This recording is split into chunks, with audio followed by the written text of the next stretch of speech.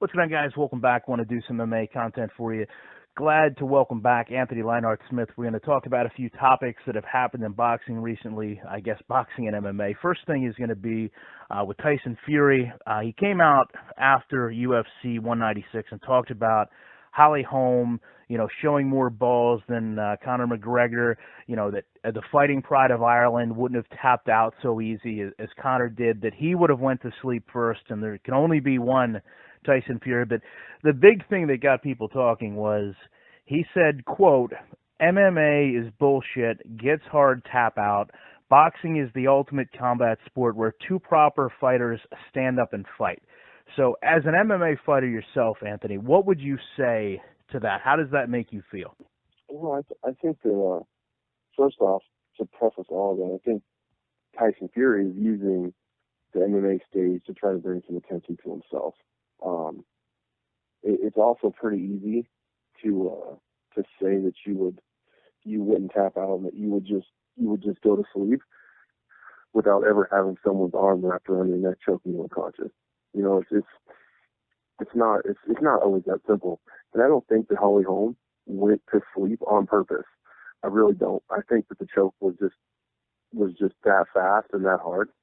I think that I really think that she was trying to get out of it and then just passed out in the process. I don't think that she was thinking, I'm going to try to be some badass person and not tap out and go to sleep, because no one wants to go to sleep in front of millions of people. You never want to wake up in front of millions of people on pay-per-view, after being choked unconscious. And I think that just shows Tyson Fury's complete ignorance to the sport, and I'm not really sure if he believes it all. I think that a lot of it is just him bullshitting his way into trying to get some headlines because it's worked for him in the past. To me, growing up, I don't want to say a huge boxing fan, but my parents both liked boxing. I had a lot of boxing in my household. I got to watch a lot of Mike Tyson fights, thankfully, and I respect what boxing is. But what boxing was then is not what it is now, and I've learned over the course of my life, as a fan of sports, that I don't like what boxing is. I don't like to watch Muhammad Ali, very, I guess really struggle through health conditions. I don't like to see him rolled out in the condition he is. I hate when I hear people talk about, Foreman pulled out at the right time. He pulled out before it got bad. To me, when I think about boxing, I think of a very brutal sport. I think a lot of damage being done to primarily, the head, an area that doesn't heal very well. I understand there's a lot of body shots, but at the end of the day, a majority of boxing knockouts do in fact come from the head, which we've all learned through every sport in America. Head trauma is the worst. And to me, I've always respected MMA more to a degree that you don't have constant headshots. Maybe 5 years ago, you heard a lot of boxing fans talking about how bullshit MMA was and how boxing was so much better. But really, is that really the case nowadays? From my experience, from what I hear, it's not. The only people that are really making headlines talking bad about MMA are boxers because they can't do it, and I don't want to say that all MMA fighters could cross over to boxing and do really well, because that's not the case. But I would say that more MMA fighters could cross over into boxing and compete well. As we've seen, there's not any boxers that are going to cross over to MMA just solely off of what they have now and do well at all. It's not never going to happen. And with where MMA is and the media and how mainstream it is and how everyone knows all these fighters, name 10 quality boxers. Like just go to a regular fan and say name 10 quality boxers. There's not a whole lot of people that can do that, but there's a lot of people that can do that with MMA fighters. And I think it's a little bit of a jealousy thing, especially in Tyson Fury's case. The dude is just constantly running his mouth all the time about how shitty MMA is and whatever. But I guarantee, every middleweight in the UFC would walk right through Tyson Fury in an MMA fight.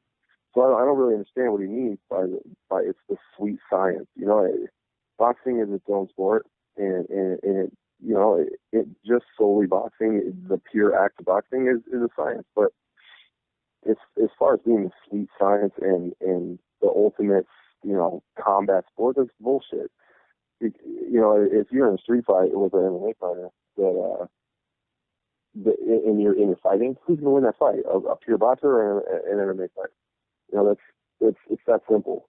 You know, I guess it really almost confuses me when he's talking. You know, it's just, you know, let's put him in front of me and let me wrap my arm around his throat and see how fast he taps out. You know what I mean? Well, I mean, to put things in perspective, as you had mentioned before, this is also a guy that's been known to say things that I think for shock value. Maybe things that he doesn't always believe. Maybe, as you mentioned, some things to steal line. I mean, this is a guy that said would hang his own sister, for Christ's sake. So, you know, it's not like he has a track record of making the most logical comments. But at the end of the day, if you're 6'9", 247, why do you have to talk on Conor McGregor? Why don't you go find, you know, a fighter as a heavyweight to talk about and see if you want to bring that matchup on yourself? Right. He's not talking about stuff that's true. Verdum, or, you know, he's not talking about any of the top middleweights or heavyweights in the world. It always seems he's bad mouthing little guys, and that's just a bully mentality, and he's just being a douchebag at the end of the day. And I don't really think it's working for him, because anyone that I've ever talked to is like, oh, did you hear what Tyson Fury said? Like, no, not really. You know what I mean? He's pretty irrelevant in my world.